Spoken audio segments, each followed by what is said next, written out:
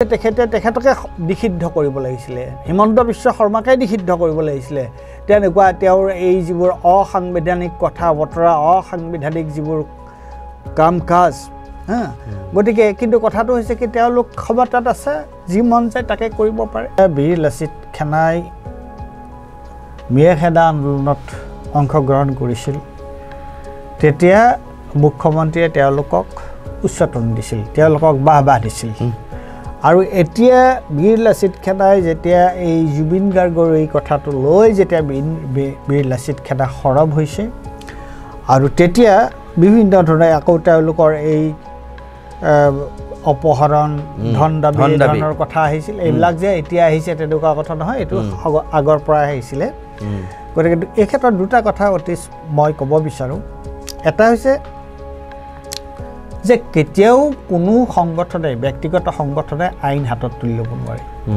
মুখ্যমন্ত্ৰী হিমন্ত বিশ্ব শৰ্মাই যিবোৰ কথা কৈ আছে আৰু এই তেওঁৰ কথাবোৰ তেওঁ আচলতে অসমৰ ৰাইজৰ ওচৰত তেওঁ হাঁহিয়াতৰ পাত্ৰ হৈছে কিয়নো তেওঁ ৰাতিপুৱা এটা কথা কয় দুপৰীয়া এটা কথা কয় গধূলি এটা কথা কয় ৰাতিপুৱা কি কৈছিল হয়তো তেওঁ সেই কথাটো দুপৰীয়া কোৱা কথাটোত তাৰ বিৰোধিতা কৰিব পাৰে মুঠোপত এজন মুখ্যমন্ত্ৰীৰ আসনত থকা মানুহ এজনে যি ধৰণে কথা ক'ব লাগে যি গাম্ভীৰ্যৰে তেওঁ কথা ক'ব লাগে সেইটো তেওঁৰ তাত দেখা পোৱা নাই আৰু গুৰুত্বপূৰ্ণ কথা এইটোৱে যিটো কথা তুমি কৈছা যে যোৱা সময়ছোৱাত আমি দেখিছোঁ যে বিজেপিৰ নেতৃবৃন্দই অসমৰে হওক বা বাহিৰে হওক কোনেও কিন্তু হিমন্ত বিশ্ব শৰ্মাক এই ক্ষেত্ৰত সংগ দিয়া নাই কোনেও সৰ্বানন্দ সোণোৱালটো দিয়াই নাই আনকি অসমৰ নেতাসকলেও এই ক্ষেত্ৰত হিমন্ত বিশ্ব শৰ্মাক সংগ দিয়া নাই আৰু হিমন্ত বিশ্ব শৰ্মা আচলতে সঁচা অৰ্থত ক'বলৈ গ'লে অকলশৰীয়া হৈ পৰিছে আৰু সেইকাৰণে বোধহয় তেওঁ অস্থিৰ হৈ পৰিছে এটা কিবা এটা ডায়লগ আছে না কি গৰু গাতত পৰে সেইটোতো আমি ক'লো আগতে কৈছিলে তথাপি এবাৰ কৈ দিয়ে গতিকে নহয় সেইকাৰণে যে মানুহ যেতিয়া ডুবিব ধৰা নাও যেতিয়া এইটো হেৰি হয় নহয় যেতিয়া এখন জাহাজ এখন ডুবিব ধৰিলে তাত যদি ইন্দুৰ থাকে নহয় তাতে জাহাজৰ পৰা সাঁতুৰি পাৰলৈ গুচি যায় বেলেগ ফালে গুচি যায় গতিকে সেইটোৱে প্ৰমাণ কৰে যে তাৰমানে জাহাজখন ডুবিব গতিকে এতিয়া যে হিমন্ত বিশ্ব শৰ্মাক যে সংগ নিদিয়া হৈছে সংগ দিয়া নাই বা হিমন্ত বিশ্ব শৰ্মাৰ লগত একেলগে থিয় হোৱা নাই গতিকে সেইটোৰ তেনেকুৱা ধৰণৰ অৰ্থ কিন্তু বহুতেই কৰিছে মানে এনেকুৱা এটা কথা যে গৰু যেতিয়া গাতত পৰে তাৰ যদি নেজত ধৰাজনৰ বিপদ হোৱাটো মানে খাটাং প্ৰায় 40টা দিন উকলিবৰ হ'ল আৰু জুবিন গাৰ্গৰ যি মৃত্যু তাৰ যি ন্যায় এতিয়া ৰাইজে বিচাৰি আছে কিন্তু ন্যায় দিয়াটোতো বাদেই মৃত্যুৰ কাৰণটো ৰাইজে এতিয়ালৈকে জানিব পৰা নাই বা ইয়াৰ কিবা ইছ্যু ডাইভাৰ্ট কৰিব বিচৰা হৈছে নেকি বা এই সময়ত পূৰ্বতে মুখ্যমন্ত্ৰীয়ে প্ৰশংসাৰে উপচাই পেলোৱা বীৰ লাচিত খানা কেনেকৈ মুখ্যমন্ত্ৰীৰ বাবে চকুৰ কুটা দাঁতৰ শাল হৈ পৰিল বা যিগৰাকী সদস্য সচিব ৰন্তু পানী ফুকন বীৰ লাচিত খানাৰ তেওঁক সংবাদমেল সম্বোধন কৰি থকাৰ সময়তে যিহেতু বীৰ লাচিত খানাৰ নেতা বুলি কোৱা হৈছিল বিশ্বজিৎ দলে কিন্তু অৱশেষত তেওঁ বিজেপিৰ সদস্য ওলালগৈ বিজেপিত একেবাৰে শেষত যোগদান কৰা বুলি ফটো দেখুৱাই যিখন সংবাদমেল দি আছিল তাৰ পৰা হঠাৎ ৰন্তু পানী ফুকনক সংবাদমেল দি থকা অৱস্থাতে কোনো এৰেষ্ট ৱাৰেণ্ট নোহোৱাকৈ তেওঁক গ্ৰেপ্তাৰ কৰিলে সেইটো বিষয় আৰু লগতে অসমৰ অন্যান্য কিছুমান বিষয়ৰ লগতে প্ৰেক্ষাপটত ঘটি থকা ঘটনাৰ আজি সবিস্তাৰে আলোচনা কৰিম আমাৰ এই সাময়িকী অনুষ্ঠানৰ জৰিয়তে প্ৰত্যেক দিনাৰ দৰে আজিও মোৰ সৈতে আছে আমাৰ নৰ্থ ইষ্ট নাওৰ মুখ্য সম্পাদক পৰেশ মালাকাৰ ডাঙৰীয়া প্ৰথমতে মই আপোনাৰ ওচৰলৈ আহিছোঁ জুবিন গাৰ্গৰ মৃত্যুৰ যিটো তদন্ত অৱশেষত আজি গৰিমা শইকীয়া গাৰ্গেও এটা পোষ্ট দিছে যে কি কাৰণত মৃত্যু কাকোৱালি ল'লে তাৰ কাৰণ এতিয়ালৈকে মই কিয় জনা নাই বুলি তেওঁ খুব আৱেগিক হৈ পেলাই এটা পোষ্ট দিছে আচলতে ন্যায়ৰ প্ৰসংগটো কিহৰ কাৰণে বা ন্যায় কিয় লাভ কৰা নাই আৰু কিবা ইছ্যু ডাইভাৰ্ট কৰাৰ চেষ্টা চলিছে নেকি কি ভাবে এতিয়া SITত কি হৈ আছে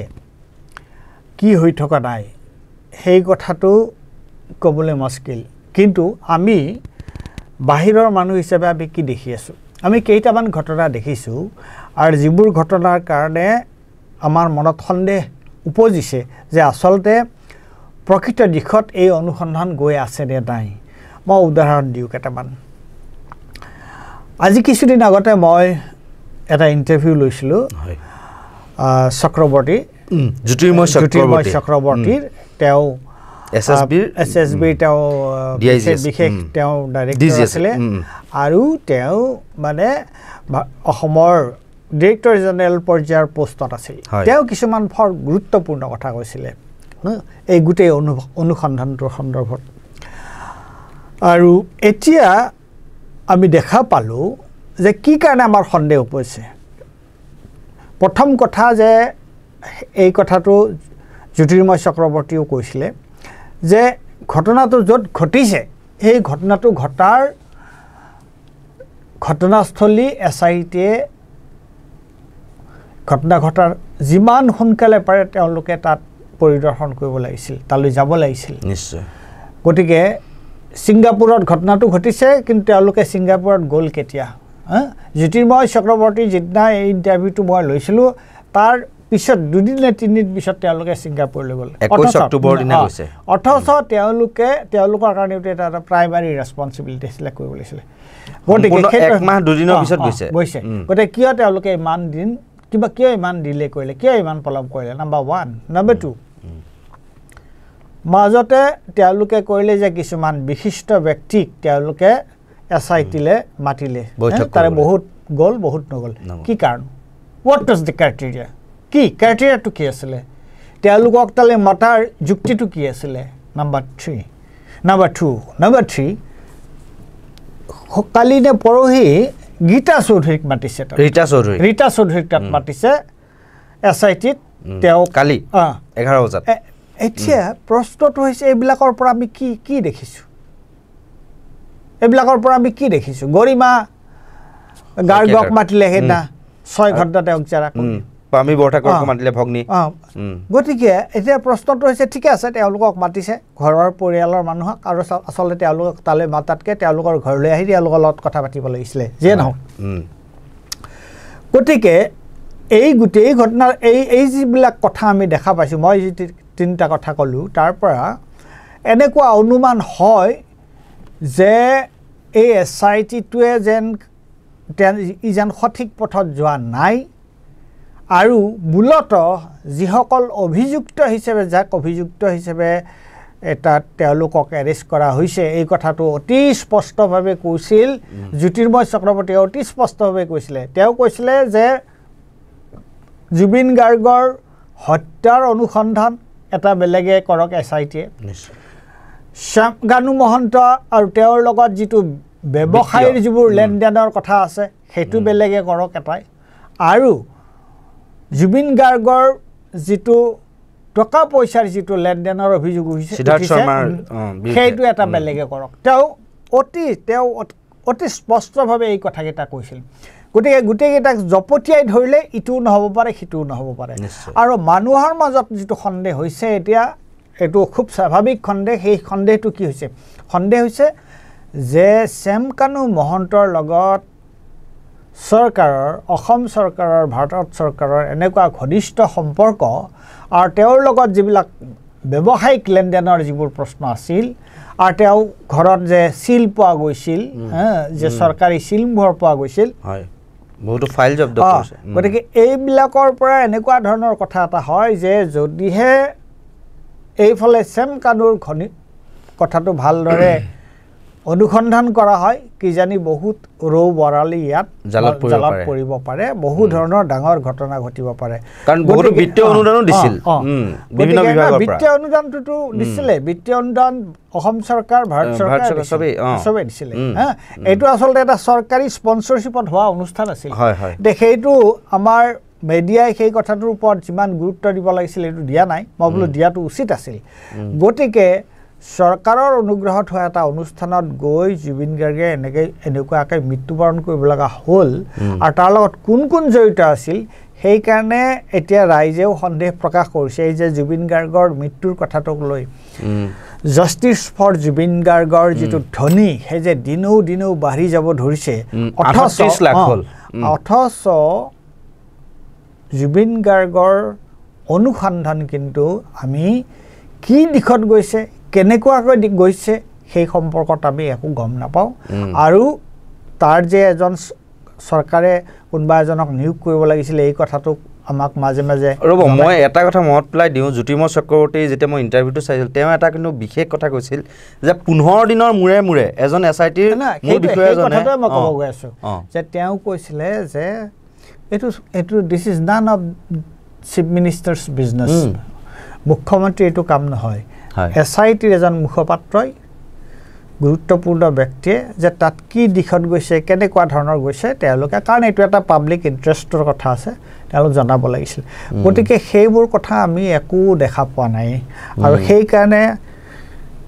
জুবিন গাৰ্গে এই SITৰ পৰা জুবিন গাৰ্গে কি ন্যায় পাব সেইটো সন্দেহ কিন্তু ঘনীভূত হৈ গৈ আছে আৰু সেইকাৰণে গৰিমা শইকীয়া গাৰ্গে তেওঁ আচলতে সন্দেহ প্ৰকাশ কৰিছে আৰু দুখ প্ৰকাশ কৰিছে চাৰিওফালে কেৱল শূন্যতা দেখা পোৱা বুলিও কৈছে এইখিনিতে জুবিন গাৰ্গৰ কথা আমি পুনৰ আলোচনা কৰিম বাৰু কিন্তু এটা অত্যন্ত এতিয়া জ্বলন্ত টপিক বুলি মই ক'ব বিচাৰিছোঁ বীৰ লাচিত সেনাৰ প্ৰসংগটো এটা সময় আছিল যেতিয়া শিৱসাগৰত তাৰমানে আঙুলি টুৱাই বগা চোলা পিন্ধা ক'লা পেণ্ট পিন্ধা লগতে চশমা পিন্ধা নেতাসকলে মিয়া খেদোৱা আন্দোলন এটা কৰিছিল তেতিয়া আপোনাৰ হয়তো নিশ্চয়কৈ মনত আছে এইগৰাকী মুখ্যমন্ত্ৰী ডক্টৰ হিমন্ত বিশ্ব শৰ্মাই কৈছিল যে বীৰ লাচিত সেনাৰ যিবিলাক নেতা তেওঁলোকৰ গাত প্ৰকৃততে লাচিতৰ তেজ আছিল কিন্তু এতিয়া এই সংগঠনটোকে কিন্তু নিষিদ্ধ ঘোষণা কৰিম বা সেই পৰ্যায় পাবগে আৰু লগতে মানে শদিয়াৰ পৰা ধুবুৰীলৈ একমাত্ৰ পইচা তোলা মানে চান্দা তোলা সংগঠনটোৱে হৈছে বীৰ লাচিত সেনা এই বুলি কিন্তু মানে মন্তব্য কৰিলে আমাৰ হাতত সেই মন্তব্য আছে মুখ্যমন্ত্ৰী ডক্টৰ হিমন্ত বিশ্ব শৰ্মাৰ সেই মন্তব্য আপোনালোকলৈ বুলি আগবঢ়াইছোঁ বৰ্তমান অসমত শদিয়াৰ পৰা ধুবুৰীলৈ পইচা উঠোৱা পাৰ্টি বীৰ লাচিত সেনাই আছে গতিকে তেওঁলোকৰ বিৰুদ্ধে আমি কঠোৰ ব্যৱস্থা লৈছোঁ আৰু কঠোৰ ব্যৱস্থা ল'ম বাকী ঠাই বিশেষে যিসমূহ ঘটনা আছে তাকো মই কালি SPক কৈছোঁ যাতে তাৰ বিষয়ে নজৰ ৰাখে লাচিত সেনাৰ কাৰ্যকলাপক লৈ আমি গভীৰ অসন্তুষ্ট আৰু তেওঁলোকৰ কাৰ্যকলাপক আমি গভীৰ উদ্বেগেৰে সৈতে লক্ষ্য কৰি আছোঁ আলফাৰ দৰে লাচিত সেনাক হয়তো আমি এটা দিন আহিব আমি বেন কৰিবও লাগিব কাৰণ ব্যৱসায়ীসকলক লাচিত সেনাই যথেষ্ট অত্যাচাৰ কৰে অসমত ব্যৱসায়ৰ পৰিৱেশ এটা যোৱা 2 মাহ তেওঁলোকে একেবাৰে নষ্ট কৰি দিছে এতিয়া মই আপোনাৰ ওচৰলৈ আহিছোঁ যে কিহৰ কাৰণে এগৰাকী মুখ্যমন্ত্ৰী এটা সংগঠন দুটা সময় পৃথক পৃথক দুটাকৈ স্থিতি কি মান দেখা পাইছে আপুনি এই কথাটো প্ৰথম কথা যে আজি যেতিয়া বীৰ লাচিত সেনাই মিয়া খেদা আন্দোলনত অংশগ্ৰহণ কৰিছিল তেতিয়া মুখ্যমন্ত্ৰীয়ে তেওঁলোকক উচ্চতন দিছিল তেওঁলোকক বাহবাহ দিছিল আৰু এতিয়া বীৰ লাচিত সেনাই যেতিয়া এই জুবিন গাৰ্গৰ এই কথাটো লৈ যেতিয়া বীৰ লাচিত সেনা সৰব হৈছে আৰু তেতিয়া বিভিন্ন ধৰণে আকৌ তেওঁলোকৰ এই অপহৰণ ধন দাবী ধৰণৰ কথা আহিছিল এইবিলাক যে এতিয়া আহিছে তেনেকুৱা কথা নহয় এইটো আগৰ পৰা আহিছিলে গতিকে এই ক্ষেত্ৰত দুটা কথা অতি মই ক'ব বিচাৰোঁ এটা হৈছে যে কেতিয়াও কোনো সংগঠনে ব্যক্তিগত সংগঠনে আইন হাতত তুলি ল'ব নোৱাৰে এইটো বীৰ লাচিত সেনাই হওক ছাত্ৰ সন্থাই হওক ছাত্ৰ সন্থাই হওক ABVP হওক বজৰং দলে হওক কোনেও আইন হাতত তুলি ল'ব নোৱাৰে কিন্তু এতিয়া আমি দেখা পালোঁ কি যে যেতিয়া কোনোবাই যদি এটা সংগঠনে যদি আইন হাতত তুলি লয় আৰু সেইটো যদি সাহসীয় দলটোৰ পক্ষে যায় তেতিয়া তেওঁলোকক খাটখুন মাফ কৰি দিয়া হয় আকৌ যেতিয়া এটা সংগঠনৰ ভুল শুদ্ধ কি আছে কি নাই সেইবিলাক আইনত বিচাৰ হ'ব এতিয়া আকৌ বীৰ লাচিত সেনাৰ বিৰুদ্ধে যিবিলাক অভিযোগ উত্থাপন হোৱাৰ পিছতে এতিয়া বীৰ লাচিত সেনাক অসম চৰকাৰে এসময়ত যি বীৰ লাচিত সেনাক অসম চৰকাৰে মুখ্যমন্ত্ৰীয়ে এনেকুৱা প্ৰশংসা কৰিছিল এতিয়া বীৰ লাচিত সেনাক নিষিদ্ধ ঘোষণা কৰাৰ কথা আহিছে কিন্তু একে সময়ত এই কথাটো গুৰুত্বপূৰ্ণ যে আজি বজৰং দলে নলবাৰীত গৈ পেলাই বীৰ লাচিত সেনাৰ তেওঁলোকৰ অফিচ লণ্ডভণ্ড কৰা লাচিতৰ ফালি পেলোৱা প্ৰতিছবি থকা বেনাৰ এই ধৰণৰ এইটো তেওঁলোকে এইটো সুবিধা তেওঁলোকৰ এই অধিকাৰটো তেওঁলোকে ক'ত পালে তেওঁলোকে এই কৰ্তৃত্বটো ক'ত পালে আজি যদি কাৰোবাৰ বিৰুদ্ধে কিবা অভিযোগ আছে আইন আদালত আছে পুলিচ আছে পুলিচ প্ৰশাসন আছে তেওঁলোকে ব্যৱস্থা ল'ব লাগে যে এইটো এই ধৰণৰ জাংগল এখন মানে কি এখন হৈ আছে আমি কি ধৰণৰ দেশ আমাৰ ৰাজ্য কি দিশত চলি আছে মই সেইটোৱে ক'ম নিশ্চয় আৰু আমি দেখিবলৈ পালোঁ যে বীৰ লাচিত সেনাৰ সদস্য সচিব ৰন্তুক মানিফুকন তেওঁ এটা স্পষ্টীকৰণ দিবলৈ হোটেল এপ'ল' গ্ৰেণ্ড খ্ৰীষ্টান বস্তিত তেওঁ এখন সংবাদমেল দিছিল আৰু যিগৰাকী মূল অভিযুক্ত বিশ্বজিৎ দলে তেওঁ শেহতীয়াকৈ বিজেপিত যোগদান কৰাৰ কেতবোৰ ফটো দেখুৱাই পেলাই তেওঁ সংবাদমেল দি আছিল আৰু সেই মুহূৰ্ততেই দিছপুৰ আৰক্ষীৰ এটা দল গৈ তেওঁক টানি আজুৰি সংবাদমেলৰ পৰা উঠাই লৈ আহিলে এইটো কি ক'ব আপুনি সেই কথাটো একেই ন ঘটনাটো হৈছে কি ভাৰতীয় জনতা পাৰ্টীৰ সমৰ্থনত যি থাকে তেওঁলোকে যি কৰে তাকে কৰিব পাৰে আৰু ভাৰতীয় জনতা পাৰ্টীৰ যিয়ে সমালোচনা কৰে তেওঁলোকৰ বিৰুদ্ধে এই চৰকাৰ সৰ্বশ্ৰেষ্ঠ আৰু বেছি কথা কি ক'ম মই আজি অসমৰ মুখ্যমন্ত্ৰী হিমন্ত বিশ্ব শৰ্মাই যোৱা সময়ছোৱাত তেওঁ যিবোৰ মতামত দি আছে যি ধৰণৰ কথা কৈ আছে মইতো ক'ম যে তেখেতকে নিষিদ্ধ কৰিব লাগিছিলে হিমন্ত বিশ্ব শৰ্মাকে নিষিদ্ধ কৰিব লাগিছিলে তেনেকুৱা তেওঁৰ এই যিবোৰ অসাংবিধানিক কথা বতৰা অসাংবিধানিক যিবোৰ কাম কাজ গতিকে কিন্তু কথাটো হৈছে কি তেওঁলোক ক্ষমতাত আছে যি মন যায় তাকে কৰিব পাৰে সেইটোৱে হৈছে আৰু এটা কথা আমি দেখিবলৈ পাইছোঁ মই অসমৰ প্ৰেক্ষাপটতে সুধিছোঁ এতিয়া মুখ্যমন্ত্ৰী হিমন্ত বিশ্ব শৰ্মা ডাঙৰীয়া য'তেই গৈছে তাতেই কিন্তু একাংশ জুবিন অনুৰাগীয়ে ন্যায় বিচাৰিবলৈ লৈছে সেয়া লাগিলে পাণ্ডু ঘাটতে হওক বা যিসমূহ লাখপতি বাইদেউ বুলি কোৱা হয় উদ্যমিতা আঁচনি তেওঁলোকে এই বুলিও মন্তব্য কৰিছে যে আমাক আঁচনিৰ ধন দিছে দিয়ক সেইটো চৰকাৰৰ কৰ্তব্য কিন্তু তাতকৈ ডাঙৰ কথা হৈছে আমাক জুবিন গাৰ্গৰ ন্যায় লাগে বুলি এক প্ৰকাৰ প্ৰতিবাদ সাব্যস্ত কৰিছে যে জুবিন গাৰ্গৰ ন্যায় দিব লাগে সেইটোকেহে মূলতঃ তেওঁলোকে দাবী কৰিছে এটা মন্তব্য আছে আমি এই মুহূৰ্তত আগবঢ়াই লৈছোঁ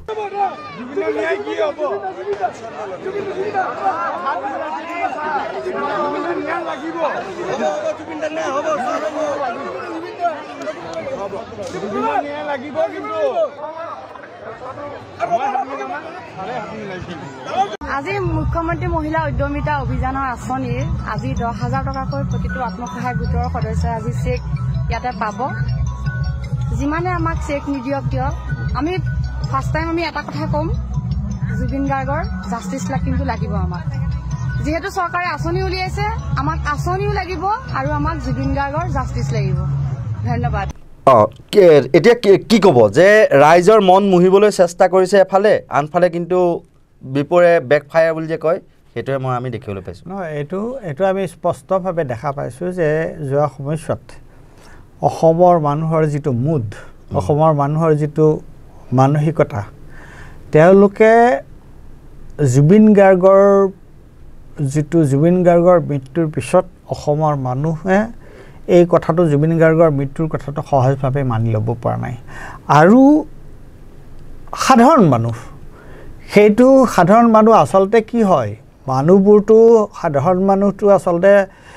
বিজেপি এজিপি কংগ্ৰেছ নহয় সাধাৰণ মানুহবোৰ সাধাৰণ মানুহ তেওঁলোকক পাৰ্টিবোৰে কি কৰে তেওঁলোকক টকা পইচা দি বিভিন্ন ধৰণে তেওঁলোকক এই ৰেলী টেলি মিটিংবিলাকলৈ লৈ আনে হয়নে এতিয়া কিন্তু যেতিয়া পৰিৱেশটো এনেকুৱা ধৰণৰ হৈছে যে কোনো সময়ত তেওঁলোকক বুজাই বঢ়াইও একো কৰিব নোৱাৰা উপায় হয় এতিয়া দিগন্ত কলিতাই তেওঁৰ সেই মিটিংখন ক'ত হৈছিলে বাইহাটা চাৰিআলিত মই নিজে দেখিছোঁ এইটো ফুটেজটো এইটো এটা সাংঘাতিক কথা যে দিগন্ত কলিতাই কি কৈ আছে তেওঁ এইটো দেখুৱাইছেনে ফুটেজ সেইটো তেওঁ কৈ আছে আৰু ৰাইজে চিঞৰি আছে যে জুবিন গাৰ্গৰ ন্যায় লাগে যে মুখ্যমন্ত্ৰীৰ ওপৰত তেওঁলোকৰ আস্থা আছেনে তেওঁলোকে কৈছে নাই এতিয়া এইটোতো সাংঘাতিক কথা নহয় এই মুহূৰ্তত আমি সেই দৃশ্যাৱলী আছে যে বিজেপিৰ বিধায়ক দিগন্ত কলিতাই মুখ্যমন্ত্ৰীৰ ওপৰত আস্থা আছেনে বা বিশ্বাস আছেনে বুলি কওঁতে বিজেপিৰ কৰ্মীসকলে তেওঁলোকে নাই বুলি যে চিঞৰাৰ সেই ফুটেজ আমাৰ হাতত আছে আমি এই মুহূৰ্তে আপোনালোকৰ বুলি আগবঢ়াই লৈছোঁ মুখ্যমন্ত্ৰী ডাঙৰীয়াৰ ওপৰত বিশ্বাস আছে নাই জুবিন গাৰ্গক আছে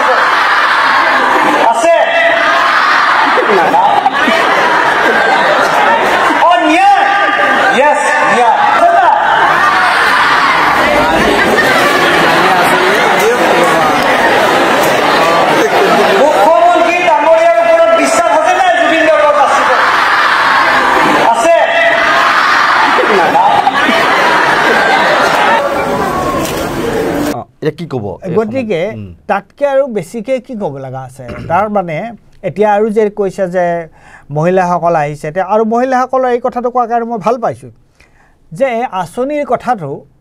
আঁচনিৰ কথাটো কি আঁচনি তোমালোকে কৰ পৰা বিজেপিয়ে নে মুখ্যমন্ত্ৰীয়ে যে কয় মই অমুক দিছোঁ মই তমুক দিছোঁ এই ধৰণৰ কথা কোৱাৰ কোনো অধিকাৰ নাই মুখ্যমন্ত্ৰীৰ তেওঁ নাই দিয়া এইটো চৰকাৰী খৰচ এইটো চৰকাৰী আমাৰ তোমাৰ মোৰ সকলোৰে পইচা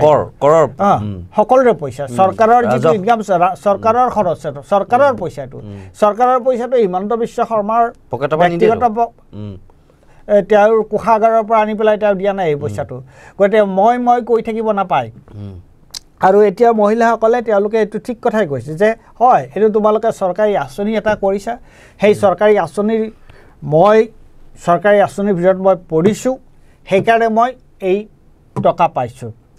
তাৰ অৰ্থটো এইটো নহয় যে মোৰ যিটো নিজস্ব মত আছে সেই মতটো মই নকম মোৰ মতামতটো মই প্ৰকাশ নকৰিম গতিকে আঁচনিৰ পইচাও তোমালোকে আমাক দিবলৈ বাধ্য আৰু একে সময়তে আমি জুবিন গাৰ্গৰ ন্যায়ো আমি দাবী কৰিছোঁ এবছলিউটলি কাৰেক্ট গতিকে তেওঁলোকে অসমৰ মানুহে এই ধৰণৰ দৃষ্টিভংগী লোৱাটোৱে উচিত যে চৰকাৰে তেওঁলোকক একো অনুগ্ৰহ কৰি দিয়া নাই এইটো না বিজেপিৰ পইচা না মুখ্যমন্ত্ৰী হিমন্ত বিশ্ব শৰ্মাৰ পইচা এইটো অসমৰ সকলো ৰাইজৰে সকলো ৰাইজৰে পইচা আৰু সেই ৰাইজৰ পইচাটোহে তেওঁলোকে দিছে আৰু দিয়াটো তেওঁলোকে কিন্তু পক্ষপাতিত্ব কৰিছে গতিকে তেওঁলোকে তাত তেওঁলোকৰ চৰকাৰৰ গৌৰৱ কৰিব লগা হিমন্ত বিশ্ব শৰ্মাৰ গৌৰৱ কৰিব লগা কথা একো নাই অসমৰ প্ৰেক্ষাপটৰ শেষৰটো প্ৰশ্ন মুখ্যমন্ত্ৰী হিমন্ত বিশ্ব শৰ্মাই এটাৰ পাছত আন এটা নক'বলগীয়া কথা কৈ আছে যদিও তেওঁক কিন্তু সংগ দিয়া নাই প্ৰাক্তন মুখ্যমন্ত্ৰী তথা বৰ্তমানৰ কেন্দ্ৰীয় মন্ত্ৰী সৰ্বানন্দ সোণোৱাল বা অন্যান্য বিজেপিৰ উচ্চস্তৰীয় অসমৰ নেতাসকলে কোনোবা ক্ষেত্ৰত তেওঁ অকলশৰীয়া হৈ পৰিছে নেকি কি ক'ব আপুনি নহয় এইটোতো একেবাৰে যোৱা সময়ছোৱাত আজি জুবিন গাৰ্গৰ মৃত্যুৰ পিছৰ পৰা এতিয়ালৈকে যিবোৰ ঘটনা ঘটি আছে আৰু তাত বিশেষকৈ মুখ্যমন্ত্ৰী হিমন্ত বিশ্ব শৰ্মাই যিবোৰ কথা কৈ আছে আৰু এই তেওঁৰ কথাবোৰ তেওঁ আচলতে অসমৰ ৰাইজৰ ওচৰত তেওঁ হাঁহিয়াতৰ পাত্ৰ হৈছে কিয়নো তেওঁ ৰাতিপুৱা এটা কথা কয় দুপৰীয়া এটা কথা কয় গধূলি এটা কথা কয় ৰাতিপুৱা কি কৈছিল হয়তো তেওঁ সেই কথাটো দুপৰীয়া কোৱা কথাটোত তাৰ বিৰোধিতা কৰিব পাৰে মুঠোপত এজন মুখ্যমন্ত্ৰীৰ আসনত থকা মানুহ এজনে যি ধৰণে কথা ক'ব লাগে যি গাম্ভীৰ্যৰে তেওঁ কথা ক'ব লাগে সেইটো তেওঁৰ তাত দেখা পোৱা নাই আৰু গুৰুত্বপূৰ্ণ কথা এইটোৱে যিটো কথা তুমি কৈছা যে যোৱা সময়ছোৱাত আমি দেখিছোঁ যে বিজেপিৰ নেতৃবৃন্দই অসমৰে হওক বা বাহিৰে হওক কোনেও কিন্তু হিমন্ত বিশ্ব শৰ্মাক এই ক্ষেত্ৰত সংগ দিয়া নাই কোনেও সৰ্বানন্দ সোণোৱালটো দিয়াই নাই আনকি অসমৰ নেতাসকলেও এই ক্ষেত্ৰত হিমন্ত বিশ্ব শৰ্মাক সংগ দিয়া নাই আৰু হিমন্ত বিশ্ব শৰ্মা আচলতে সঁচা অৰ্থত ক'বলৈ গ'লে অকলশৰীয়া হৈ পৰিছে আৰু সেইকাৰণে বোধহয় তেওঁ অস্থিৰ হৈ পৰিছে এটা কিবা এটা ডায়লগ আছিল নেকি গৰু গাঁতত পৰিলে সেইটোতো আমি ক'লোৱে আগতে কৈছিলে তথাপি এবাৰ কৈ দিয়ে গতিকে নহয় সেইকাৰণে যে মানুহ যেতিয়া ডুবিব ধৰা নাও যেতিয়া এইটো হেৰি হয় নহয় যেতিয়া এখন জাহাজ এখন ডুবিব ধৰিলে তাত যদি ইন্দুৰ থাকে নহয় তেতিয়াহ'লে জাহাজৰ পৰা সাঁতুৰি পাৰলৈ গুচি যায় বেলেগ ফালে গুচি যায় গতিকে সেইটোৱে প্ৰমাণ কৰে যে তাৰমানে জাহাজখন ডুবিব গতিকে এতিয়া যে হিমন্ত বিশ্ব শৰ্মাক যে সংগ নিদিয়া হৈছে সংগ দিয়া নাই বা হিমন্ত বিশ্ব শৰ্মাৰ লগত একেলগে থিয় হোৱা নাই গতিকে সেইটোৰ তেনেকুৱা ধৰণৰ অৰ্থ কিন্তু বহুতেই কৰিছে মানে এনেকুৱা এটা কথা যে গৰু যেতিয়া গাঁতত পৰে তাৰ যদি নেজত ধৰাজনৰ বিপদ হোৱাটো মানে খাটাং আৰু এয়াই আছিল আমাৰ আজিৰ এই যি সাময়িকী সেই সাময়িকীৰ আলোচনা আৰু জুবিন গাৰ্গৰ যিটো তদন্ত সেই তদন্ত প্ৰক্ৰিয়াৰ ওপৰত নিশ্চয়কৈ অসমৰ ৰাইজৰ সন্দেহ কিছু কিছু ক্ষেত্ৰত জন্মিবলৈ আৰম্ভ কৰিছে কিছুমান কৰ্মকাণ্ডই এই কথা বাধ্য কৰাইছে আৰু লগতে ইছ্যু ডাইভাৰ্ট কৰাৰ বাবে যে বিভিন্ন সময়ত যে চেষ্টা চলাই থকা হৈছে বা জুবিন গাৰ্গৰ ন্যায়ৰ প্ৰসংগটো যে পাহৰাই ৰাখিবৰ বাবে যে চেষ্টা চলাই পেলাই যে বাৰে প্ৰতি যে বিফল হৈছে সেই কথা কিন্তু ৰাইজে ধৰিব নোৱাৰা নহয় আৰু এই ক্ষেত্ৰত গৰিমা শইকীয়া গাৰ্গেও কিন্তু এতিয়া যেন চাৰিওফালে কেৱল শূন্যতা দেখিবলৈ পাইছে বা তেওঁ আজি শেহতীয়াকৈ যিটো